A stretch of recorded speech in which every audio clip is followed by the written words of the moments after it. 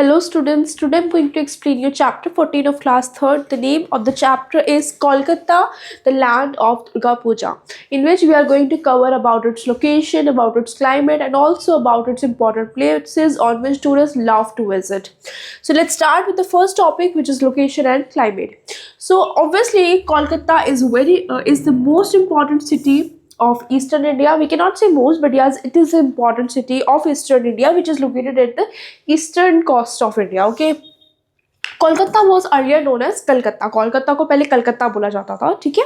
But independence के बाद जब मतलब इंडिपेंडेंस से पहले ही जो हमारी इंडिया थी उसकी जो कैपिटल थी वो बंगाल प्रोविंस की कैपिटल थी कलकत्ता, ठीक है. यानी कि जो कोलकाता है वो बंगाल प्रोविंस की कैपिटल थी. लेकिन जब वेस्ट बंगाल और ईस्ट बंगाल में 1947 जब हमारा इंडिया इंडिपेंडेंट हुआ उसके डिवीजन के बाद कोलकाता की कैपिटल वेस्ट बंगाल बन गई, ठीक है.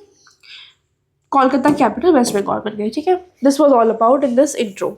सो Kolkata was capital of India during British rule till 1911. यानी कि कोलकाता इंडिया की कैपिटल है ब्रिटिश रूल के टाइम से. 1911 से वो कैपिटल है इंडिया की. Kolkata was wet and dry climate. कोलकाता में बहुत ज़्यादा सूखा क्लाइमेट होता है, मतलब थोड़ा सूखा और ड्राई सा होता है, ज़्यादा ह्यूमिडिटी नहीं होती है. Summers are hot and humid with May and June during hottest month, ठीक है. यानी कि सिर्फ गर्मियों के महीने में ही जब हॉट सीजन आता है तब वहाँ पर ह्यूमिडिटी वगैरह की वजह से गर्मियाँ पड़ती हैं, ठीक है. Which is in the duration of May and June. December and January are the coldest month. यहाँ पर ठंड होती है तो ये कोल्डेस्ट मंथ है, ठीक है. रेनफॉल किस टाइम पीरियड में होती है? जून से सेप्टेम्बर के टाइम पीरियड में होती है, ठीक है. Hooghly river is the distribution of river Ganga, ठीक है. यानी कि ये जो है गंगा रिवर की डिस्ट्रीब्यूशन. आई होप आपको पता होगा कि डिस्ट्रीब्यूटरी क्या होती है. जब फॉर एग्जांपल ये गंगा रिवर आ रही है, ठीक है, तो ये अलग अलग पार्ट्स में डिवाइड जाती है, which is called distributary. Okay, तो ये हुगली रिवर ही एक one of the distributary of Ganga. It takes its water from river Ganga. The ship can reach the port of Kolkata through Hooghly river. Okay, it is important to remember कि जो ships है वो कोलकाता के port पर आती है थ्रू हुगली रिवर, यानी हुगली रिवर के थ्रू ही वो आती है, ठीक है. Which is quite deep and dark, जो कि गहरा और बड़ा है. It is not small, it is a large river. The place where ships stop in Hooghly River is called Diamond Harbour, ठीक है. यानी कि वो जगह जहाँ पर हुगली रिवर के पोर्ट, हुगली रिवर के थ्रू कोलकाता के पोर्ट पर आकर शिप्स रुकती हैं, उस जगह को बोला जाता है Diamond Harbour. Am I clear? Diamond Harbour is a place where ships stop when they come through the Hooghly River and reaches at the Kolkata port. Now the famous Howrah bridge. Okay, होरा bridge को हम रविंद्र सेतु भी बोलते हैं, ठीक है, जो कि हुगली रिवर पर बनाया गया, ठीक है.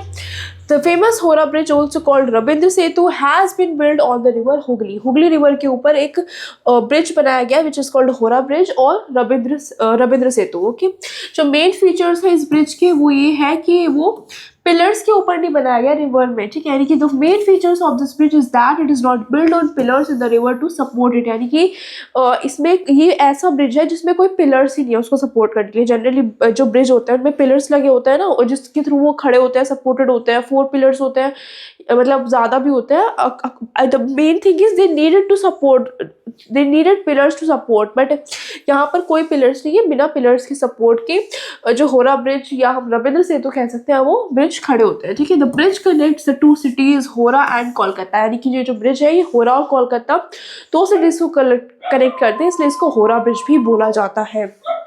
Now a new bridge called Vidyasagar Setu has been built on this river. यानी कि एक नया ब्रिज बना है इस हुगली रिवर के ऊपर which is called विद्यासागर सेतु, ठीक है. I hope this is clear. Kolkata is a very crowded city. यहाँ पे बहुत ज़्यादा क्राउड है, बहुत ज़्यादा लोग रहते हैं यहाँ पे. बहुत अच्छी खासी पॉपुलेशन कोलकाता ने ली हुई है इंडिया की. It has many factories and people of various states comes to Kolkata for employment. यानी कि बहुत सारी फैक्ट्रीज हैं यहाँ पर और अलग अलग जगह से लोग कोलकाता आते हैं एम्प्लॉयमेंट के लिए, यानी कि रोज़गार के लिए, जॉब्स के लिए यहाँ पर लोग आते हैं. जो मोस्ट इम्पॉर्टेंट इंडस्ट्री है कोलकाता की, jute industry. It is important. Jute industry is the most important industry of Kota. Many of jutes are manufactured in this city. Is manufactured in the city. Jute is a fiber crop which is used to make sacks, carpets, ropes, bags, etc. ये jute क्या होता है? एक fibre crop होती है जिसमें आपके जितने भी बैग्स, रॉप्स होते हैं ये सब जूट के बना है, ठीक है. This industry has suffered a lot after partition because the main jute growing areas where is East Bengal, there are many other industries in Kolkata such as silk and cotton, textile, paper, glass, वो chemical areas. यानी कि ये जो Kolkata industries है यहाँ पे अच्छा मतलब जूट इंडस्ट्रीज कोलकाता में बहुत फेमस है, बट इसने बहुत ज़्यादा सफ़र किया है। जब इंडिया इंडिपेंडेंट हुआ था तो ईस्ट बंगाल और वेस्ट बंगाल में जो पार्टीशन हुआ था उसकी वजह से बहुत सफ़र हुआ है, क्योंकि ईस्ट बंगाल में बहुत अच्छा खासा जूट ग्रोइंग एरिया था, और अब वो इससे अलग हो चुका है, तो बहुत ज़्यादा प्रॉब्लम हुई थी, क्योंकि अब ईस्ट बंगाल अलग जगह हो चुकी है, कोलकाता अलग जगह हो चुकी है, ठीक है। और बाकी यहाँ पे बहुत सारी और इंडस्ट्रीज़ भी हैं जूट इंडस्ट्रीज़ के अलावा, which is silk, cotton industries, paper industries and all. जो कंस्ट्रक्शन है होरा ब्रिज का वो 1937 में स्टार्ट हुआ था, और ये जो ब्रिज है वो 1943 में ओपन हुआ था, ठीक है। The people in the city travels by buses, train, trams. Kolkata is the only city in India where trams and the underground railway system called metro exists. यानी कि जो underground railway system में metro चलती है, जो underground metros होती है, वो सिर्फ कोलकाता में हमारे इंडिया के अंदर, ओके। और यहाँ पर ट्रैम्स वगैरह भी अंडरग्राउंड चलते हैं, ठीक है।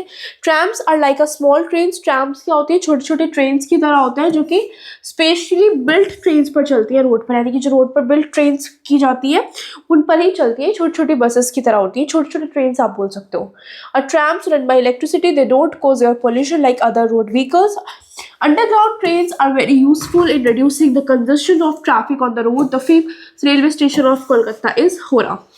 ठीक है, नहीं जो ट्रैम्स होते हैं, छोटी छोटी बसेस होती हैं, ये सिर्फ ट्रैक्स पे चलती हैं, ठीक है। तो ये इलेक्ट्रिसिटी से चलते हैं, जिससे एयर पोल्यूशन भी नहीं होगा, ठीक है। इलेक्ट्रिसिटी से चलने से एयर पोल्यूशन भी नहीं होगा, तो नेचर फ्रेंडली भी है। और इसके अलावा जो अंडरग्राउंड व्हीकल्स होते हैं उन्हें ट्रैफिक का भी कोई प्रॉब्लम नहीं होता। भाई अंडरग्राउंड में क्या उन्हें ट्रैफिक मिलेगा, वहाँ पे कोई व्हीकल्स वगैरह थोड़ा ट्रैवल कर रहे हैं, एकदम ईजिली वो अपने डेस्टिनेशन तक पहुँच जाते हैं, ठीक है। और जो कोलकाता का फेमस रेलवे स्टेशन है वो हो रहा है, ठीक है। There is an international airport. There is an international airport in Kolkata called Subhash Chandra Bose International Airport और दमदम एयरपोर्ट, यानी कि जो फेमस एयरपोर्ट है कोलकाता का, इंटरनेशनल एयरपोर्ट आप बोल सकते हो। यहाँ पर इंटरनेशनली ट्रैवल किया जाता है, एक कंट्री से दूसरी कंट्रीज में ट्रैवल किया जाता है। तो वो कौन सा है कोलकाता का? सुभाष चंद्र बोस इंटरनेशनल एयरपोर्ट या फिर दमदम एयरपोर्ट, ठीक है। You are getting that there are so many things to memorize in this chapter, so please be careful, read all the things carefully, try to memorize it with mnemonics and take the help of mnemonics, okay. Now we are going to study about important places. We have covered all the important things related to location and climate. Now we are moving on the next topic, so let's start. Besides the famous Howrah Bridge and Diamond Harbour, there are many other places worth visiting in Kolkata, ठीक है। यानी कि होरा bridge और diamond harbour जो कि किस पर बिल्ट है, जो कि होरा ब्रिज पर, आई एम सॉरी, जो कि हुगली रिवर पर बिल्ट है। और हुगली रिवर क्या है? Hooghly river is a tributary from Ganga river, okay. Keep all the things in your mind, ठीक है। तो जो इन दोनों ब्रिजेस के अलावा भी बहुत सारी अदर प्लेसेस है कोलकाता में विजिट करने के लिए, ठीक है।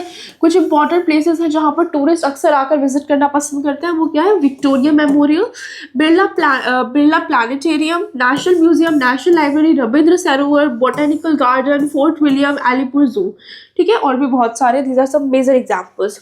The Victoria Memorial build of white marble looks very beautiful, यानी कि विक्टर मेमोरियल वाइट मार्बल से बना है, which definitely looks very amazing. The famous religious place Kali temple, Kalighat, Dakshineswar temples, ठीक है। फेमस टेम्पल्स है जहाँ पर लोग विजिट करते हैं और जाना पसंद करते हैं। Childrens, you might have heard the name of Shanti Niketan. आपने पहले कभी शांति निकेतन का नाम सुना होगा। It is a famous educational institution of Indian arts and culture, यानी कि इंडियन आर्ट्स और कल्चर्स का जहाँ पर आर्ट को प्रमोट किया जाता है, उसका फेमस, ठीक है। तो यहाँ पर सबसे ज़्यादा फेमस मतलब शांति निकेतन क्या होता है? बहुत ही फेमस एजुकेशनल इंस्टीट्यूशन है जहाँ पर आर्ट और कल्चर को बहुत ज़्यादा प्रमोट किया जाता है, ठीक है। और ये किसने बनाया था? ये गुरु रविंद्रनाथ टैगोर के द्वारा बना गया था, ठीक है। और रविंद्रनाथ टैगोर को तो हम सभी जानते हैं, उन्होंने नेशनल एंथम लिखा है, ठीक है, जनगण मन जो है, ठीक है। और यहाँ पर एक इतना इंपॉर्टेंट एजुकेशनल इंस्टीट्यूशन है जो कि रविंद्रनाथ टैगोर के द्वारा बनाया गया है, इसलिए यहाँ पर बहुत ज़्यादा ध्यान अट्रैक्टिव है बहुत ज़्यादा कि इंडिया के अंदर एक ऐसी स्टेट है Kolkata which has so many features. Okay, so you can find people of various states of speaking different languages in Kolkata. Definitely India में बहुत सारे अलग अलग लैंग्वेजेस बोलने वाले लोग हैं, कोलकाता में भी अलग अलग लैंग्वेजेस वाले लोग एग्जिस्ट करते हैं, बट बंगाली जो होती है वहाँ पर ज़्यादा प्रेफर की जाती है, ठीक है. और जो वहाँ की फेवरेट डिशेज है वो है राइस, फिश, ठीक है, यहाँ पर बहुत ज़्यादा खाया जाता है. बंगाली स्वीट्स जो होती है जैसे कि रसगुल्ला, संदेश, छमछम, ये सब वहाँ की बंगाली स्वीट्स होती है, ठीक है. और ये बहुत ज़्यादा वर्ल्ड वाइड फेमस की गई है, ऐसा नहीं है सिर्फ कोलकाता में, सिर्फ इंडिया में, वर्ल्ड वाइड फेमस स्वीट्स हैं. The people of Bengal are very fond of music, dance, art and painting. यानी कि डांस, म्यूजिक, आर्ट तो सबको ही पसंद है. हमने पिछले जो चैप्टर्स पढ़े हैं उनमें भी बहुत ज़्यादा आर्ट और डांस को प्रमोट किया जाता है, ठीक है. मतलब आर्ट को नहीं, बट डांस और म्यूजिक को प्रमोट किया जाता है. Football is the most popular game in Kolkata. Football Kolkata का बहुत ज़्यादा फेमस गेम है हमारे इंडिया में. The Eden Gardens of Kolkata is a world famous stadium. यानी कि वर्ल्ड का फेमस स्टेडियम कौन सा है? Eden Garden. It is important. यानी कि फुटबॉल वर्ल्ड फेमस स्टेडियम है एडन गार्डन, और कोलकाता में फुटबॉल सबसे ज़्यादा प्रमोट किया जाता है. Durga Puja is the main festival of West Bengal. West Bengal का मेन फेस्टिवल कौन सा है? Durga Puja. Okay, it is associated with the festival of Dussehra. ये दशहरा फेस्टिवल से एसोसिएटेड है. There is a great festivity during the days of Durga Puja. और दुर्गा पूजा को यहाँ पे बहुत अच्छे से, बहुत धूमधाम से मनाया जाता है. So here this was all about which I could explain you in this particular chapter. Now our chapter completes. I hope you understood the chapter. Thank you.